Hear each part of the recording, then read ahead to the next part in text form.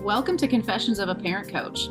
I'm Coach, a mother of four, and potty talker, Ann Kaplan. This is the podcast where I confess something from my own parenting and coaching life, teach a lesson around it, and answer your questions. Even we parenting experts are far from perfect, and the real magic happens when we get down with all that imperfection. We get into the gritty side of parenting here, so earbud up and dive in. Welcome in, podcast listeners, to another episode of the podcast. I'm so excited to be here with you today. It is, at the time of this recording, a very warm, summery day, although technically I think it's fall now because we're in September. But, Denver likes to hang on to summer until it gasps out and immediately it is winter. We don't have fall here. I'm sure a lot of my friends who are native Denverites or Coloradans will disagree with me that I know that you can go up into the mountains and look at some yellow leaves, but 80 degrees does not feel like fall to me. And so that's why I was always looking forward to the fall, like crisp weather and sweaters and vests and stuff like that. I never get to do any of that stuff. It's like you're wearing tank tops and then you wear a snowsuit. That's it. So it is a very warm, summery day today. But by the time you're listening to this, it might be snowy. Who knows? Anyway, the topic we are going to talk about today is this idea of like kind of living vicariously through your kids. I always feel like this topic comes up when we're talking about like sports parents, like the typical, sort of stereotype of like a dad who almost made it in football in high school. And so he's like pushes his son to be like the captain of the football team and go all the way or something like that, which of course that could totally happen. But I want to plant the seed in your mind to just be curious about where you might actually be living through your child in ways that you might not even realize. And I'm going to tell you, my confession for today was going to illustrate this so well, I think, because um I don't know, anyone who knows me, I think probably if you only even know me through like my podcast or my emails or something like that, you probably even would think this of me, which is that I'm not really one to like live through my kids. Like I work really hard to give them their own journey and just kind of be a Sherpa along their path, not trying to lead the way and definitely not trying to decide the route or anything for them. But, I actually think that's my natural personality anyway. Like, I definitely have worked to live that out, and sometimes it's tempting not to and to get more controlly and micromanaging and stuff like that with kids for sure as a parent.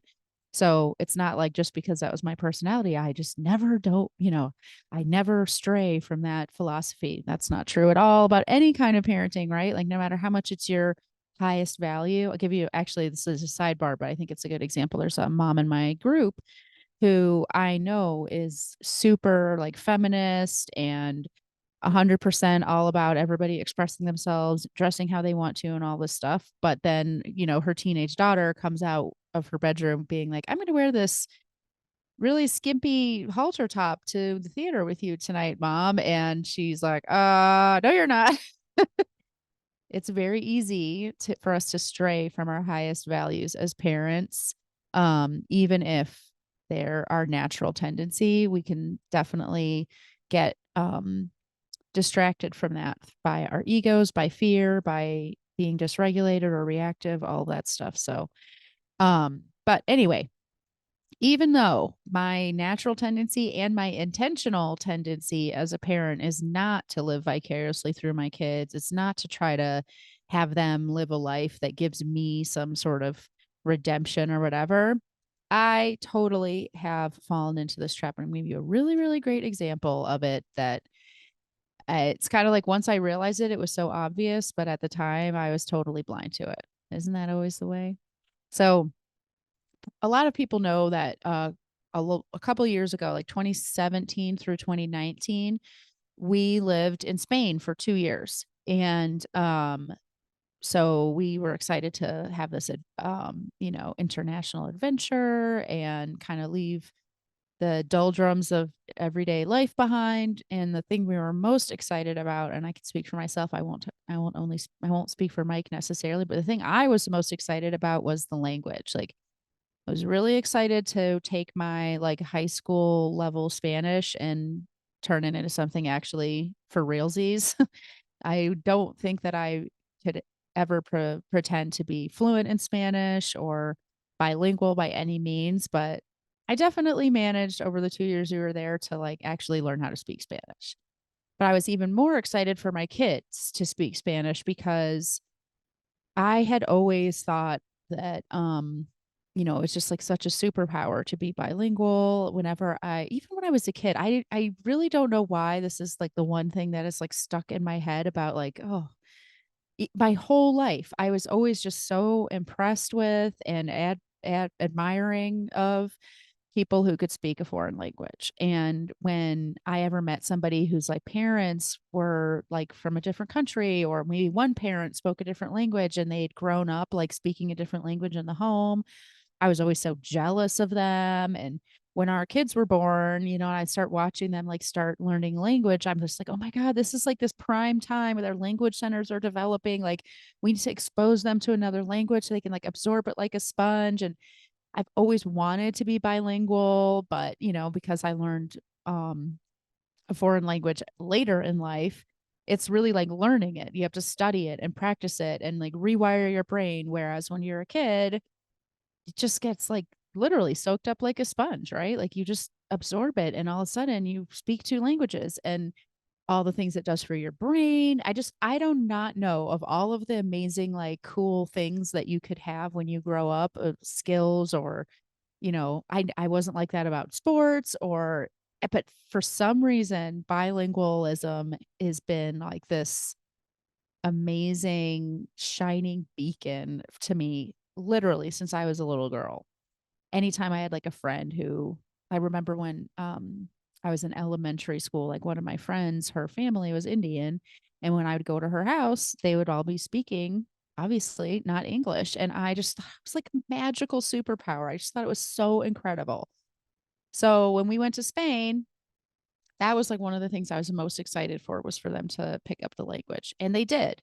And even my older kids, who technically weren't in that like language development phase of their brain development, they still also learn the language like so much faster, so much easier. And I was like, oh my God, it's working. And then after 2 years, we moved back to the States. Well, I was like, we can't lose the Spanish. Like we've done this like amazing miraculous thing for our kids. We need to make sure that they don't lose the language. I don't want us to have done all of that and then have it all just like leave their heads. And I actually have a friend who was born in Peru and spoke Spanish until she was 9. And then she moved to the States and she didn't speak Spanish anymore. And even though you might think 9, that's kind of old, right? Like you'd have that language on lock. She doesn't. She doesn't remember it. I mean, she can, of course, she could probably speak Spanish, like the high school Spanish, like how I could, right? But this like amazing magic that she had in her, she like grew out of it. And so I was like, really, like, we can't let this happen, right? So we came back to the States. I put the kids in Spanish immersion school here. And um I totally thought that that was like the best thing to do. I didn't pay attention to all the things that we had to give up so that our kids could go to that school. So Denver has a language immersion school that's part of the public school system. So I was like, oh my gosh, I'm going to get them to the school. It's going to be great. Well, that school is on the other side of town. We have an amazing elementary school right here in our neighborhood, but Sky didn't get to go to that school because I put him in the language school. Also, I didn't really even ask or investigate like, how does the language school work? Like, what is their pedagogy, or what is their model of teaching, or their teaching philosophy, or whatever. All I cared about was that my kids were going to be exposed to Spanish after we moved back to the States. And so that's what we did. So fast forward, let's see, 4 years later, right? And now my daughter is leaving the language school, middle school, and it's time for her to go to high school. The immersion school doesn't go to high school, so she was going to have to go to a new school anyway. But my youngest kid, he's about to start 4th grade, and so he could stay at the language school. Well, I started looking into like, okay, where are we going to put Gigi for high school? Blah blah blah. And I started really thinking like, where has Gigi really done the best in school? When was she like thriving the most in school? And when we were in Spain, when she first started school in Spain, she went to a traditional Spanish school. And it really wasn't a great fit for her. Like she was having a lot of hard times with behavior, which she had never struggled with behavior before. She was really unhappy. She didn't like school. And also academically, she was really far behind, which is actually kind of normal for a kid who just moved to a foreign country and stuff like that, but more behind than you would expect. And so we actually, for her second year, moved her to a different school. We moved her to this like open, free, democratic school that was like seriously the most hippie school you could possibly imagine. It was like a bunch of yurts in an orange grove. But Gigi like blossomed at that place. She loved it. She was happier. She was getting along. She was getting a lot of more positive feedback from her teachers. Even things that had nothing to do to school started changing. Like she started like keeping her room clean and like getting along with her siblings and stuff like that. Like she loved that school. Now, here's where the whole living through your kids thing comes in. When we came back from Spain, instead of looking at, well, what are all the lessons that I've learned? Like, just let's think about Gigi. What have I learned that would help Gigi and make her thrive? Well, it would be to try to find a school that was like that free, open, democratic school in Spain. But I didn't think about that. All I thought about was where will she keep doing Spanish? And I put her in a traditional school that just happened to have Spanish in it. I didn't think about what was actually going to work for her. And so then when it was time for her to go to high school, I had to have that same, I finally, because I didn't have the choice to put her in a Spanish immersion school. Now I finally, the sort of veil was lifted off my eyes and I could look at things besides what I wanted for my child, which was bilingualism. Oh, well, of course, Gigi would thrive in more alternative situation. And, because it was high school, it was more of a collaborative effort to figure out where she was going to go. It wasn't just me unilaterally deciding, but ultimately we decided to put her at a Waldorf school. You guys, I should have put her in the Waldorf school since the minute we got back from Spain. I didn't look at what was actually going to serve my child, who my child actually was, and what she needed to thrive. I had had this amazing experience in Spain that if I hadn't been living vicariously through my child, would have been a life-changing lesson for me of realizing what my child needed to succeed in life and then actually learning that lesson and living out that lesson by finding a school that matched what she needed. But instead of thinking about what she needed, I thought about what I wanted. And I put her in this other school. I put the bilingualism on such a pedestal that I wound up sacrificing a ton of other things. Like driving across town put a huge strain on our family. I spent probably like 2 to 3 hours in my car every day because of that, instead of walking with my kids to the local school. It sacrificed the kind of education that they got. It sacrificed even the culture of that school, which I learned over time wasn't the best. I didn't even look at any of those things because I was willing to sacrifice everything for this one thing that I wanted for my kids that they didn't care if they had or not. It was me that I wanted that. And I could go into a long story about how a similar kind of thing happened with Sky by putting him in the language school where he really should have been in a different school this whole time. My point isn't to rake myself over the coals or shame myself for this, but just to realize we all have something that we wind up kind of almost putting up on this altar, this pedestal, and sacrificing a ton of other stuff for, and winding up being kind of blinded to our children. So that's my confession for you. Thank goodness we've got it all figured out. It's not like, and everything's a disaster and it's all ruined now or something like that. It's not like that, but it is a bummer. It's a big regret that I have in my life as a parent, was not honoring and attuning to my kids and instead prioritizing my own ambition for them when it came to bilingualism. It was a really big mistake that I made. It's probably, I would say, in the last like 5 years of my parenting is probably the biggest mistake that I made. And I really did not honor my children with that decision. So let's talk about this, because I bet you there's some people out there listening to this and saying, well, I don't do that. You know, bullshit. Yes, you do. First, let's talk about like why we don't want to do this. And I think as I keep talking, you might realize like, oh yeah, maybe I am doing this a little bit. And I really want to point out, like, a lot of times we're living vicariously through our children. Like, the thing that we're trying to get for them, or the ambition that we have for them, is totally pure and good and positive. Me wanting my kids to be bilingual, like, what a great gift that they're going to have. And I can't tell you how many people tell me, what a great gift you gave your kids when you moved to Spain. What a great gift you gave your kids by putting them in this immersion school. Like, yeah, I did give them a gift. I also withheld a lot of other gifts. And was it worth it? My personal opinion and my personal story is no. But it's because of the motivation behind it. If my kids had wanted to be bilingual, if being in this bilingual school also honored who they were and fed into their needs and all of that stuff, that'd be a completely different story, right? It's not about the fact that you shouldn't want great things for your children. It's really about, are you able to do that through the lens of attunement? So here's why this whole like living through your kids thing is bad. Number one, it creates conflict because you're like overpowering and dominating your child. If you've been listening to this podcast for even 1 or 2 episodes, you've probably heard me talk about relationship-based parenting. What we're talking about when we're talking about relationship-based parenting is we're actually trying to have a real relationship with them.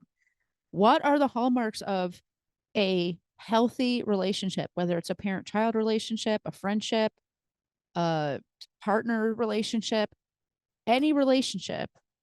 One of the hallmarks of a healthy relationship is emotional attunement.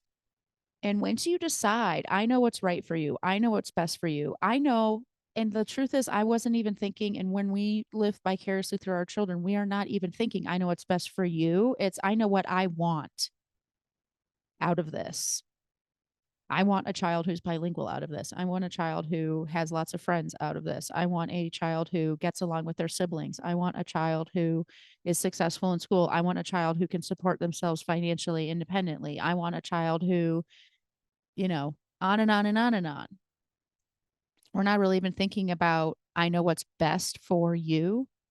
We're thinking about, I know what would be best for me, basically, out of this whole parenting thing. That's not emotional attunement. Now the power differential is completely screwed up. If you've ever, another sidebar for you, if you get down with a little bit more like kind of spiritual or deeper approaches to psychology, mental health, I would say even maybe spirituality, there's a really great author out there named Eckhart Tolle, and he wrote many books, but the book I'm thinking of right now is called A New Earth. And his whole deal is about how you transcend your ego, which that's a topic for another podcast about whether you actually transcend your ego or develop a healthy relationship with your ego. But he loves to say transcend your ego.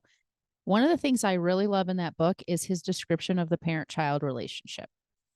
And he talks about there being like 2 kinds of love between a parent and a child.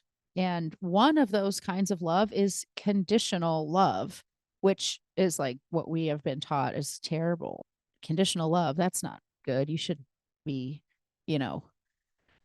trying to have conditional love with people. Our children deserve unconditional love. But hear me out, because what he talks about is there's parts of parenting that are very like kind of almost like earthbound, terrestrial, very logistical, and they really are conditional. Things like we as parents have to, make some stuff happen. Our kids need to get to school. They need to be dressed. They need to wear the appropriate clothing for the weather. They need to have healthy foods in their lives. There's a big part of parenting that's about just getting our kids from point A to point B. And he would talk about that as the conditional part of parenting. It's the, if you don't, it's what we talk about a lot on this podcast, right?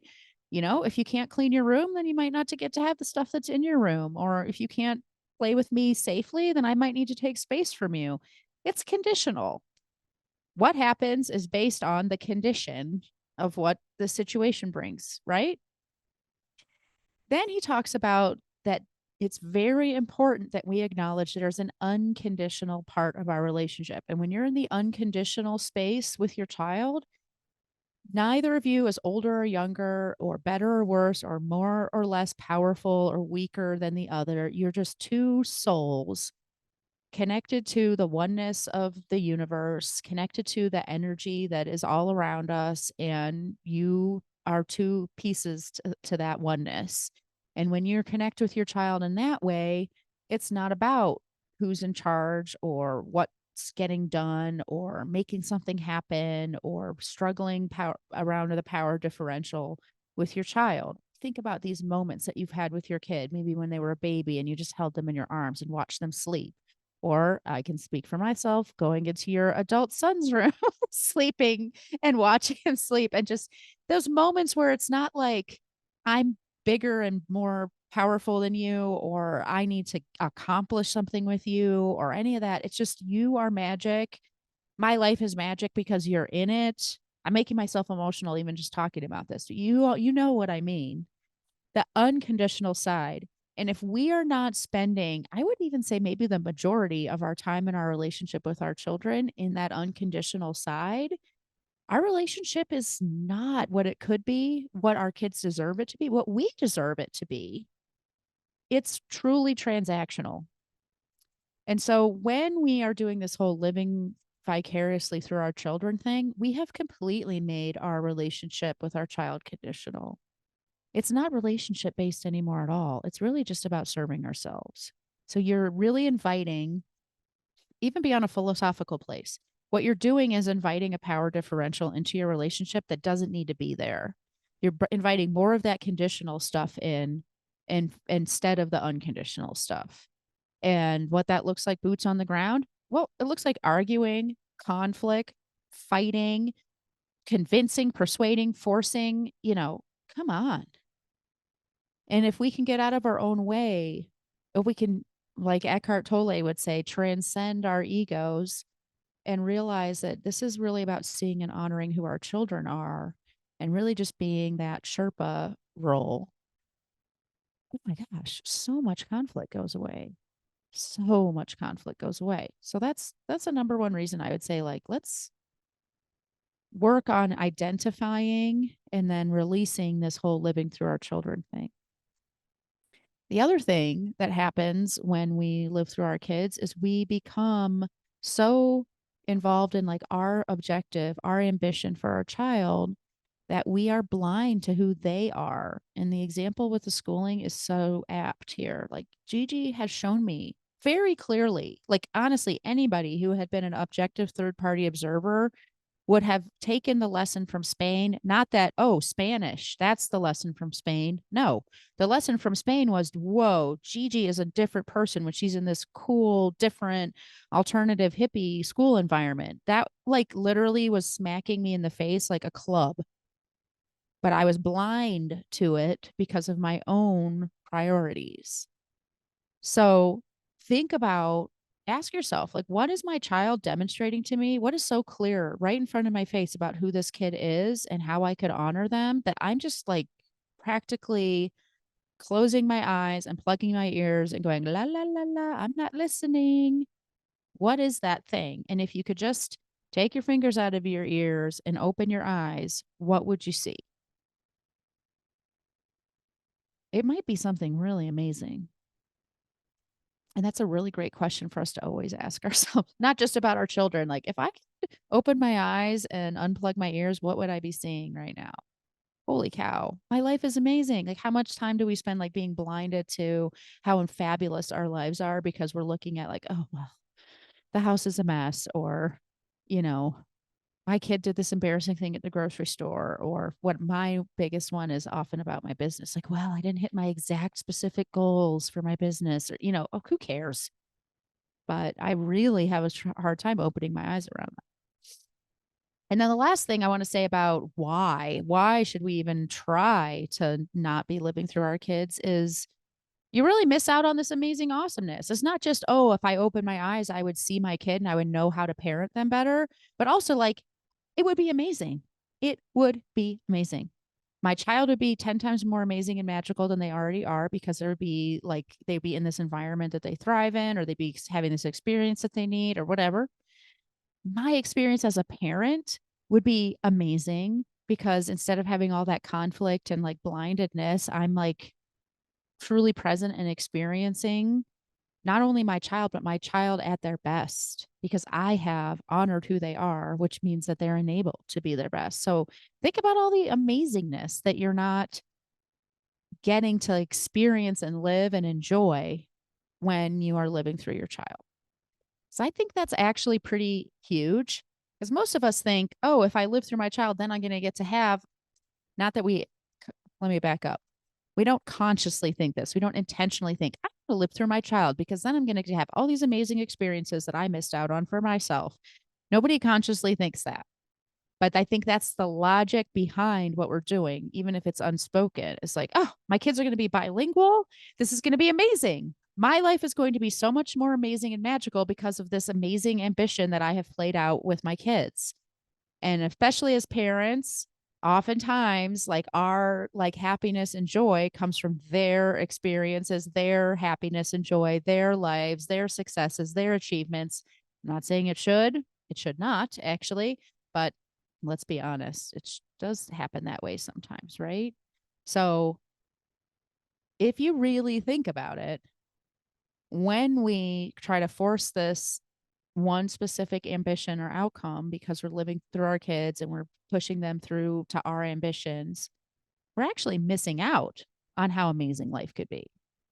Because I'm sorry, that whole conflict thing, trying to make your kid be successful in a situation that's not really honoring them or, whatever, like there's no way that feels amazing. It doesn't. Sorry. Even if the outcome is what you wanted it to be, like in my case, like my kids are bilingual.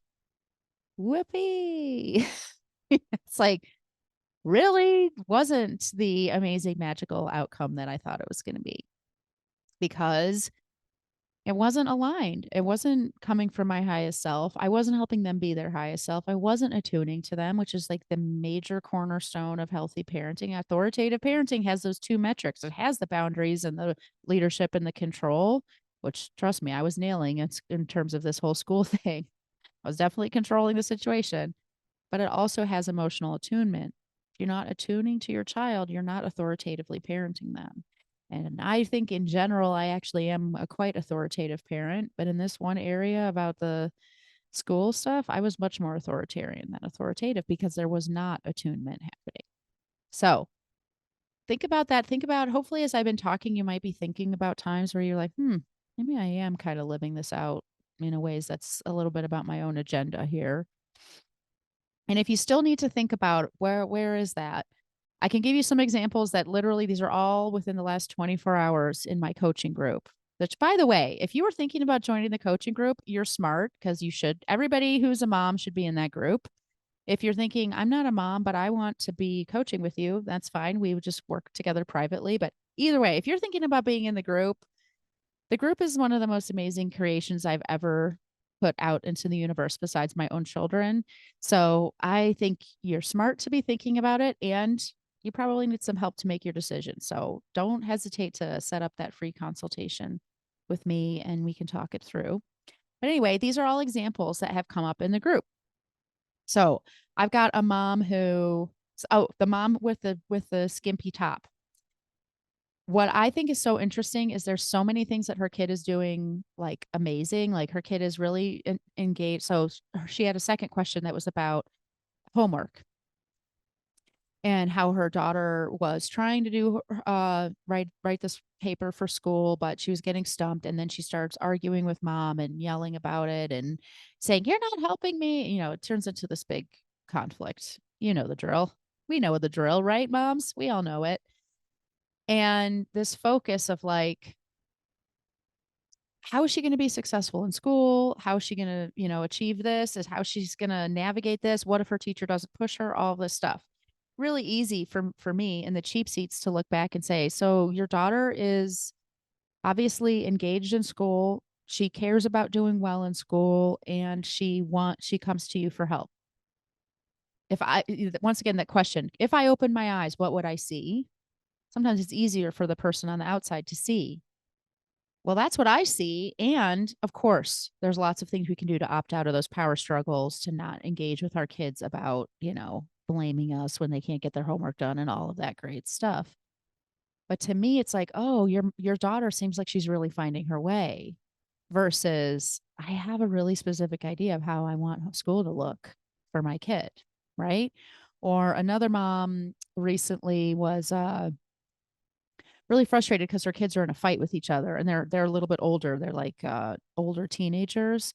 So they're like holding a grudge, giving each other silent treatment, just really not making up at all. And this mom, it is just breaking her heart, understandably, of course. And what I say, like when think about like, well, what is your agenda versus their agenda? Like eventually they are going to make up.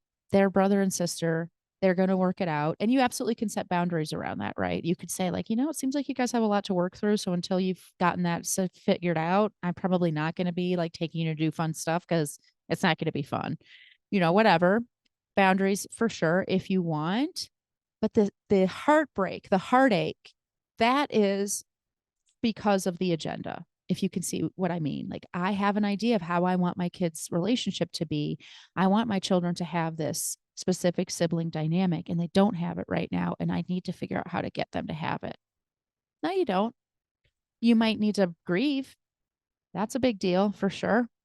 And you might need to set some boundaries to preserve family harmony and peace in the home. But it's not necessary for your kids to get to, well, first of all, to get to the destination you want them to get to, and certainly not necessary for them to get there the way you want them to get there. So thinking about this, like as you start to think about it, I would venture to guess that almost like every example that you can come up with of, not even you're looking for examples of living through your kids. Maybe you're looking for examples of just times when you feel like you're in a power struggle with your kid.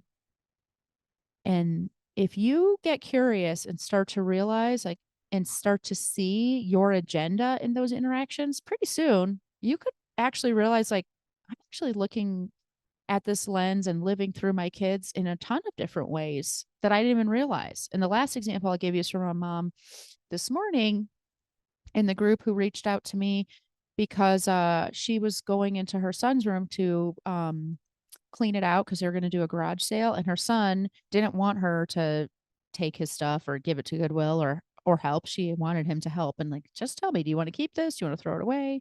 Do you want to donate it? Blah blah blah. The son chose to speak to her so rudely and just, get out of here. You need to get out of here. I hate you. All these things that stir us up and break our hearts when our kids speak to us this way. And when I was talking to her about it, she was like, we need to have the house clean. I don't want him to disrespect me like this. He's not connected to me. He needs, and as she started talking more and more, it was like all this stuff that's about how this kid has to show up in the world, who he has to be. And because he's not that, she feels all these negative emotions. We start talking about it. It's like, what if he's going to figure this out eventually, but he's not there yet? What if you're able to put that agenda piece to the side? What if you don't have to live through the kids? Everything they do doesn't have to feel personal to you. And eventually he's going to get there. What if?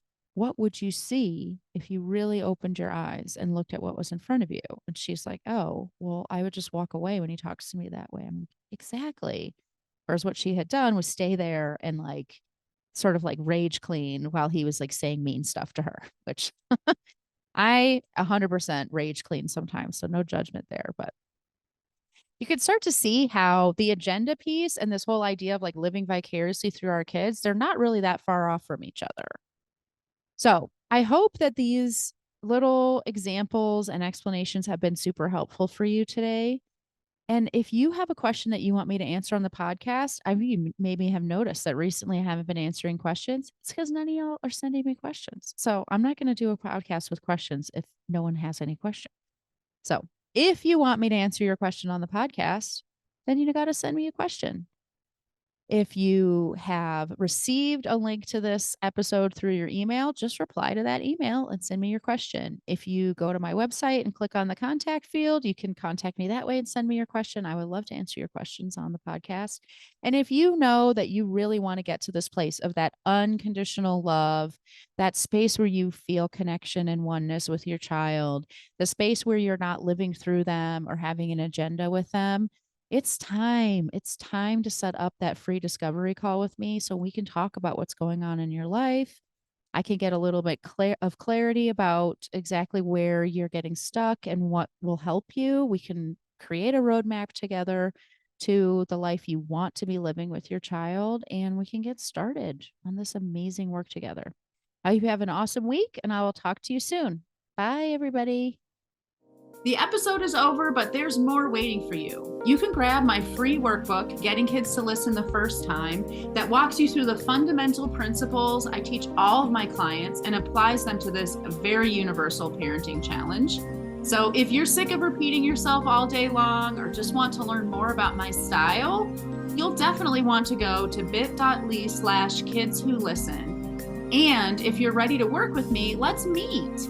Set up a free call at bit.ly/Kaplan call, and let's create an action plan that gets you exactly where you want to go. And of course, links to all this goodness are in the show notes.